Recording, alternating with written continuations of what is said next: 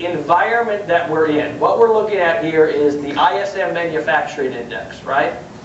So once again, for those of you, most of you are very familiar with it, but for those of you who are not, this dotted line here is 50. Anything above 50 suggests that manufacturing is expanding. Anything below 50 suggests that manufacturing is contracting.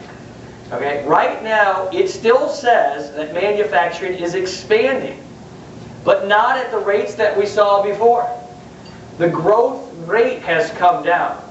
So it's one of these things that it's a good news, bad news scenario. It's bad news that it's falling, but it's good news that it is still in a growth mode. So the expectation here and the hope is that things will kind of level out and start to then show further expansion in the next several months.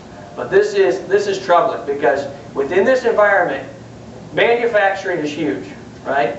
It makes up the bulk of the freight that's moved out there, specifically within the trucking, and we have because they ordered that equipment, they are willing to accelerate replacement. And though a lot of those orders have already been placed, now the one thing that is getting people scratching their heads is this 100% depreciation.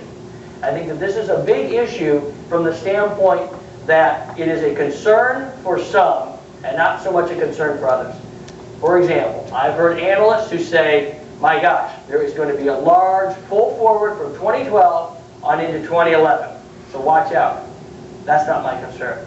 I don't think that that is a very huge concern. I do think that you will see some incremental movement from Q1 into Q4, but the reality of the situation is some of the OEMs can't, the industry in general probably cannot build fast enough to meet some of that demand that people would like to buy for. So how many pieces do you need replaced, and how many do you need to add or subtract to meet the demand of the freight environment?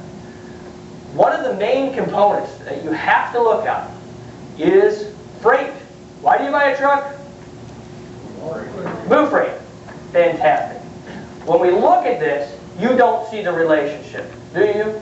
I don't see a relationship. One's fairly flat and one is all over the place. The one that's all over the place is the change in the equipment market, right? The other one is the freight market. When we put these on opposite scales, now some of you guys have seen these before, when we put these on opposite scales, all of a sudden it starts to kind of meld together now. It's not a perfect relationship, but what we can start to see is, aha, the volatility doesn't come from replacement, right? It comes from freight. And it doesn't come from some guys doing crazy things. It just is pure freight demand. Freight goes up, demand goes up.